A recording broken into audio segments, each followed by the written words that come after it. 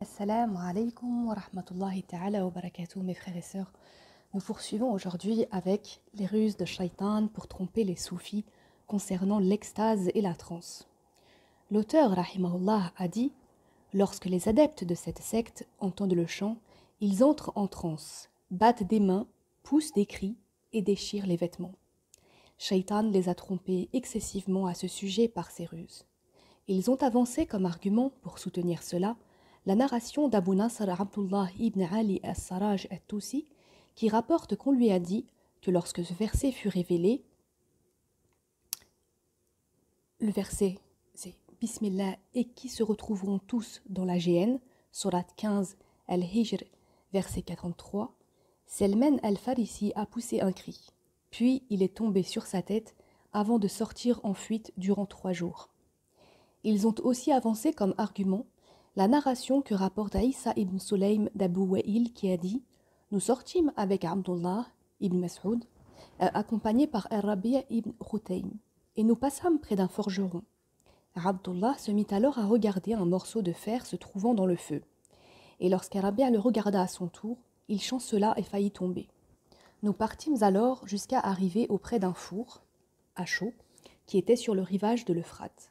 Et Abdullah, voyant ce four avec le feu qui s'embrasait à l'intérieur, récita ce verset. Ils vont même jusqu'à traiter l'heure du jugement dernier de mensonge.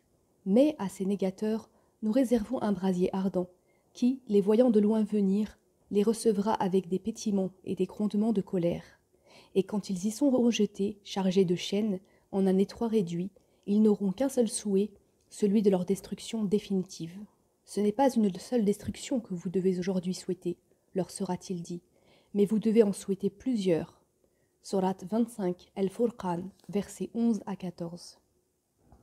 À la suite de quoi, Ar-Rabi' s'évanouit. Nous le portâmes ensuite et l'amenâmes à sa famille. Abdullah resta alors auprès de lui en l'attendant pour accomplir la prière du midi, mais il ne reprit pas conscience. Il l'attendit jusqu'à l'après-midi, mais il ne se réveilla toujours pas. Ce n'était qu'en l'attendant jusqu'au coucher du soleil qu'il finit par reprendre connaissance, et Abdullah put ainsi retourner chez lui.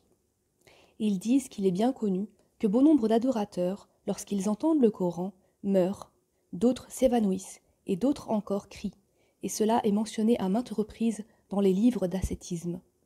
La réponse est de dire, quant à ce qui a été rapporté au sujet de Salman, ceci est invraisemblable et un mensonge. En effet, ce verset a été révélé à la Mecque, or Salman a embrassé l'islam à Médine. De plus, on n'a rien rapporté de tel des compagnons, radiallahu anhum. Quant à l'histoire d'Ar-Rabi' ibn Khutaym, l'un de ses rapporteurs est Isa ibn Sulaym, au sujet duquel Ahmad ibn Hanbal a dit « La narration rapportée par Isa ibn Sulaym d'Abu Wa'il, je ne la connais pas. » On rapporte que Hamza az-Zayyat dit à Sufyan al-Thawri « On raconte qu'Ar-Rabi' ibn Khutaym s'est évanoui. » Il lui dit « Et qui a raconté cela ?» C'est ce conteur qui le racontait. Il fait référence à Isa ibn Sulaym. Je le rencontrai et je lui dis en le blâmant « De qui rapportes-tu cela ?» L'auteur a dit « Sufyan al-Thawri a rejeté le fait que cela soit arrivé à Ar-Rabi' ibn Khutaym, c'est-à-dire le fait de s'évanouir en entendant le verset, car ce dernier suivait la voie des premiers. Rien de tout cela n'est déjà arrivé à l'un des compagnons ni des tabi'un. De plus, même si l'on suppose que cela soit vrai, l'homme peut bien s'évanouir à cause de la peur qui le rend silencieux et inerte comme un mort, et ce qui distingue celui qui s'évanouit vraiment est le fait de tomber, même s'il est adossé à un mur, contrairement à celui qui prétend être en extase et fait attention à ne pas trébucher, allant même jusqu'à déchirer ses vêtements et commettre des actes condamnables. Celui-ci est certes manipulé par le diable. L'auteur a dit « Sache qu'Allah t'accorde le succès, que les compagnons radiallahu anhum avaient les plus purs des cœurs. Pourtant, ils ne faisaient que pleurer et montrer de l'humilité lorsqu'ils étaient en extase. Certains d'entre eux se sont adonnés à quelques pratiques étranges, mais le messager d'Allah sallallahu alayhi wa sallam les a sévèrement blâmés en conséquence. Anas radiallahu anhu rapporte le messager d'Allah sallallahu alayhi wa sallam fit un jour une prédication suite à laquelle un homme perdit connaissance. Le prophète sallallahu alayhi wa sallam dit alors « Qui est celui-ci qui jette de la confusion dans notre religion ?» S'il est sincère, en s'évanouissant après avoir entendu la prédication, il s'est alors humilié, et s'il feint cela, Allah l'anéantira. Hadith jugé invalide rapporté dans Al-Jami' al-Kabir 36 259. On rapporte qu'Anas ibn Malik radiallahu anhu dit, après que l'on évoqua auprès de lui ceux qui s'évanouissent lors de la lecture du Coran, le messager d'Allah, sallallahu alayhi wa sallam, nous fit un jour une prédication, et les gens en furent transportés au point que nous les entendions gémir, mais aucun d'entre eux n'est tombé évanoui. L'auteur a dit, Al-Irbad ibn Sariya rapporte ce hadith. Un jour, le messager d'Allah, sallallahu alayhi wa sallam, a présidé pour nous la prière du matin. Puis il s'est mis en face de nous et nous a fait un sermon tellement profond qu'il a fait couler les larmes et frémir les cœurs. Rapporté par Abu Daoud, 4607, et At-Tirmidhi, 2676. Authentifié par Al-Albani dans Sahih al-Jami' 2549. Abu Bakr al-Ajuri a commenté.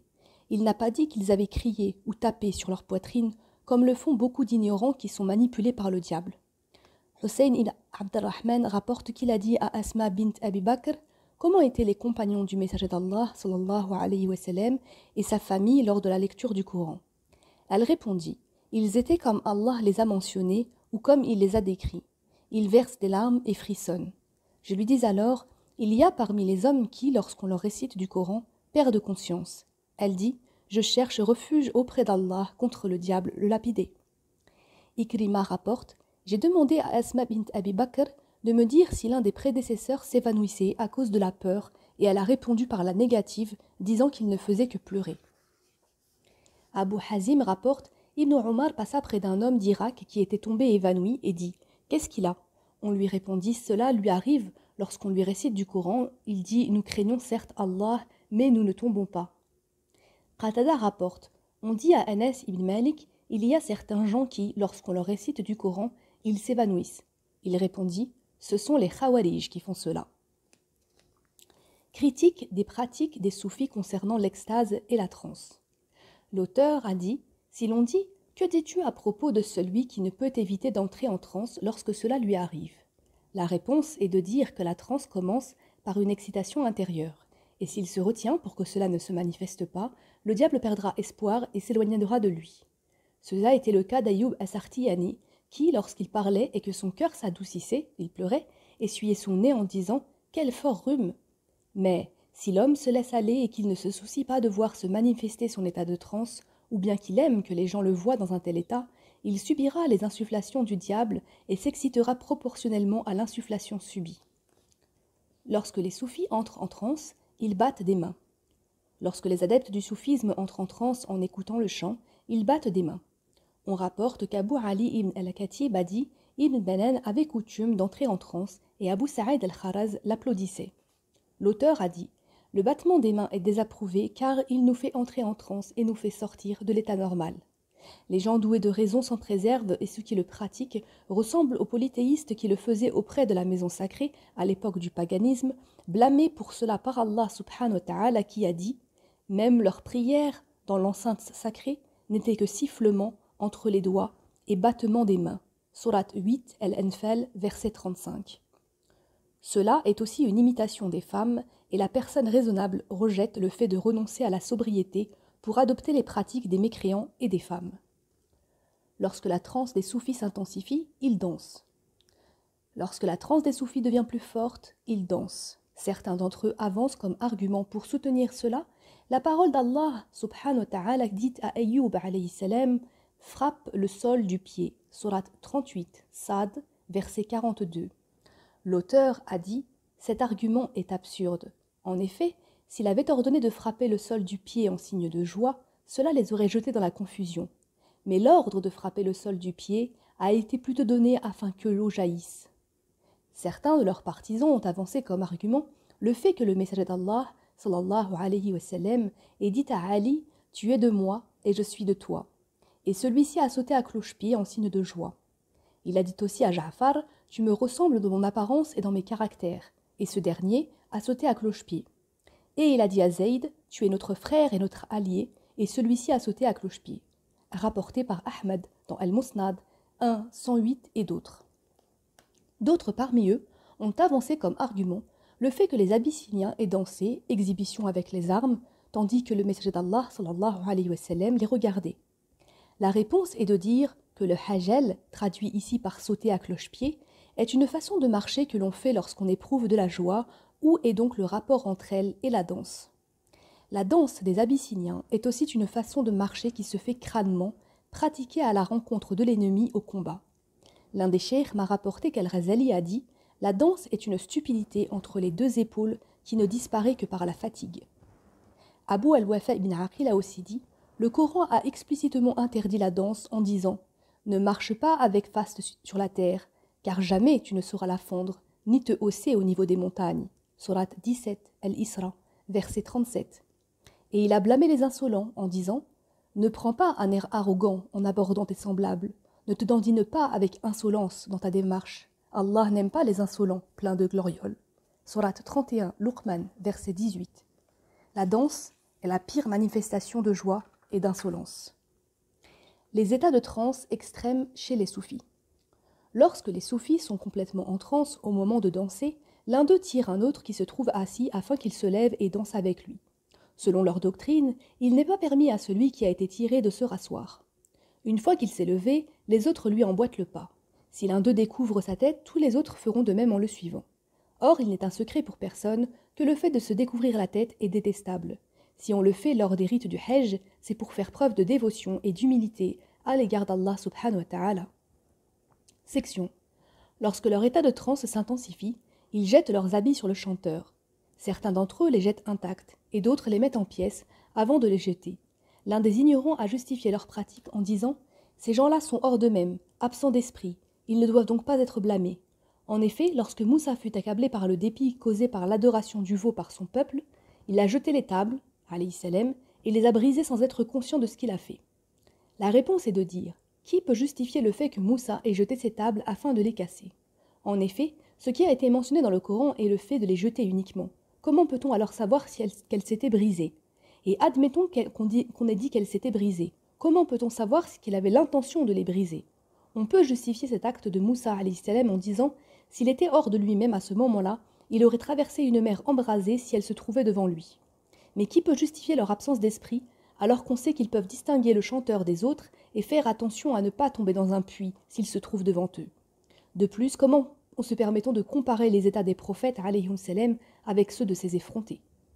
Par ailleurs, si l'on suppose que ces gens crient inconsciemment, le fait qu'ils s'exposent à ce qui leur fait perdre l'esprit est interdit. Ibn Aqil fut interrogé à propos de leur état de transe et du fait de déchirer leurs habits, et il répondit « Ceci est une erreur et est illicite. En effet, le messager d'Allah sallallahu alayhi wa sallam, a interdit le gaspillage des biens et le fait de déchirer les vêtements. Quelqu'un lui dit « Mais ils ne sont pas conscients de ce qu'ils font. » Il dit « S'ils se rendent à ces endroits tout en sachant qu'ils seront sous l'emprise de l'extase, qui leur fera perdre l'esprit, ils auront alors péché à cause de ce qu'ils feront comme le fait de déchirer les vêtements et les autres méfaits. Ils n'échapperont pas alors à la loi de la religion, étant donné qu'ils ont été sommés d'éviter ces endroits qui les mènent à ces états avant de s'y rendre, de la même façon qu'on leur a interdit de boire les boissons enivrantes avant de les boire, car s'ils gaspillent leur argent en étant ivres, ils n'échapperont pas tout de même à la loi de la religion à cause de leur ivresse.